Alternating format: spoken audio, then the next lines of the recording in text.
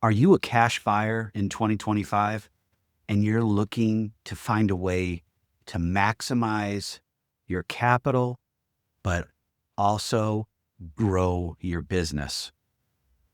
What am I talking about? DSCR loans. If you're buying all your properties cash today, what's your exit strategy? Are you selling them? Are you holding them forever for the cash flow? Are you refinancing them into a DSCR? Or are you doing a 1031 exchange? We'll go over all those options, plus a couple tidbits that most people don't talk about. So this week, guys, on the podcast, I'm going to talk about your cash buyers. I'm going to be first talking to cash buyers directly, and then I'm going to be talking to you guys, wholesalers, directly. I know I've discussed this in prior videos, but I'm bringing it up again. Over 80% of cash buyers are not truly cash buyers. And let me give you a little bit of a crazy stat or information. Hedge funds, they're not cash buyers. They're using somebody else's money. Why do you think they go out and raise billions of dollars? They're not dumb. They're using other people's money to become a cash buyer to where they can truly actually use cash to purchase. But they have a hook on the end because they've got to pay their investors back, just like anybody else.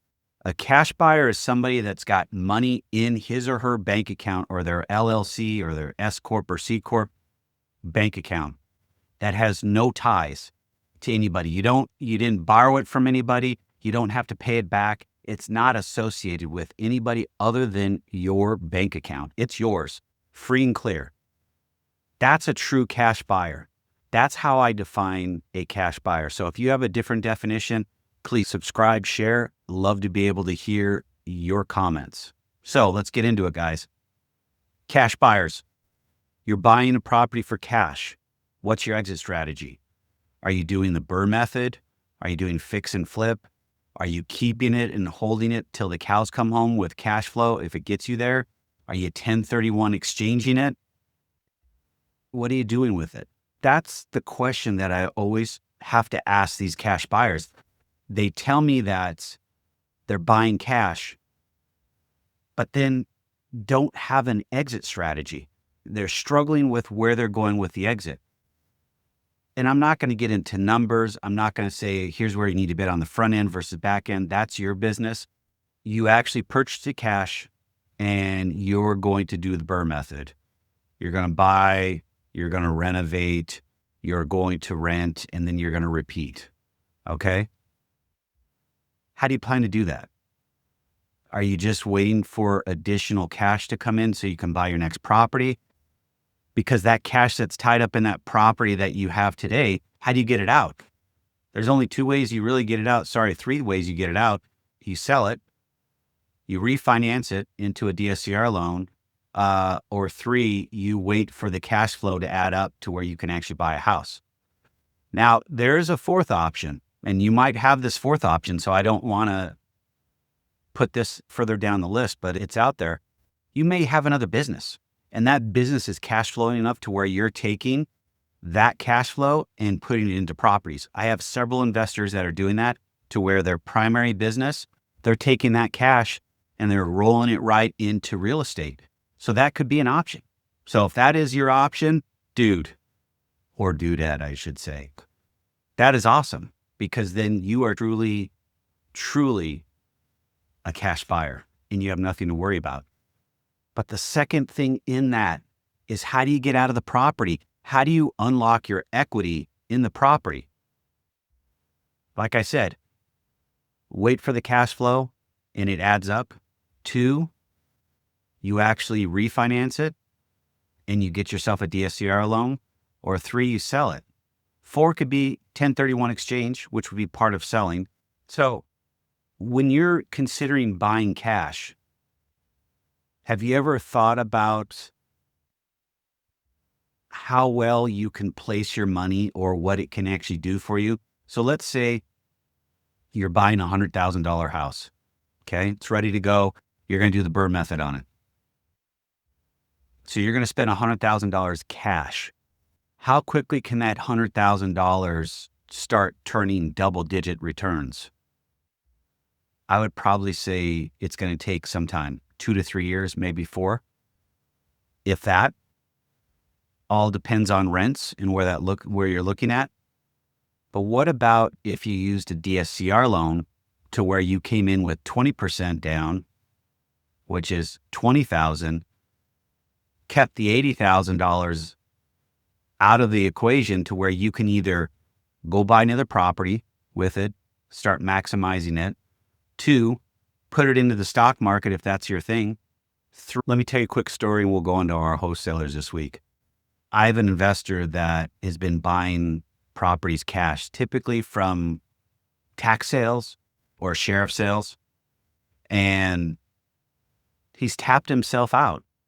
He can't move the houses quick enough to where he can get the cash flow out of them, either by selling them or renting them. So now he's sitting on 3 properties that he needs to sell, which I'm going to help him do. But if he would have bought these through a DSCR exchange or used some type of leverage instead of cash, then he wouldn't be sitting on these and be stuck with no money whatsoever. I know when you go to a tax sale or you go to a sheriff sale, you have to pay cash. But if you're pre-approved already, we can get the financing done very quickly. It's just a matter of getting it appraised, making sure it hits the number, and go. Typically, those deals at a sheriff sale are not going to be a DSCR-based loan. They're more than likely going to be either a bridge or a fix and flip. So those can actually move pretty quickly if they can get into the property, get the appraisal, understand what the renovation budget looks like, and then they go. So guys, cash buyers, wholesalers, will make it quick and almost painless. There are quite a bit of wholesalers that I speak to on a weekly basis that say they cannot find a cash buyer for their deal. They want me to go out and help them market it. And I always ask them, why are you not offering financing with your deals? If you have a partner like myself, I'll tell you within 5 to 10 minutes of talking to that buyer if they're going to qualify, because the entry point one is their credit score. If there's credit scores above 620 or higher, we're going to be able to get them in. The appraisal. You have to have the right comps in play. And if you are assigning a deal and you think the number's right, we're going to go with it. But ultimately, the appraiser is going to be the ultimate decision. Now, you may not agree with him or her, but guess what? That's how this works. The people that lend the money out will make sure that they're getting their money's worth. The buck stops with them. We're going to have to work through that. But I've had several videos out there that we've talked about comping and making sure that you understand what you're getting into, because ultimately, if you're not hitting the numbers correctly and you're just overpricing it, all you're doing is putting yourself in jeopardy, and it's just going to cause more problems. What cash buyer, and just think of it this way, the cash buyer isn't going to pay the higher amount either. That's why they're probably more than likely negotiating with you on a lower price, because they too see the comps and know that the price needs to be much lower than what you're actually talking about. The buyer has the cash.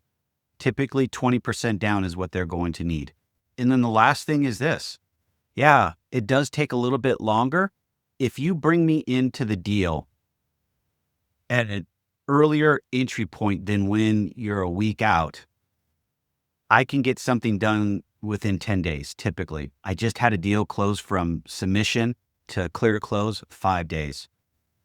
But that was a rush on the actual appraisal, which was 2 days up front. So let's call it 7 days total to get that rush and have it back. But that's 7 days, and that was in a pinch.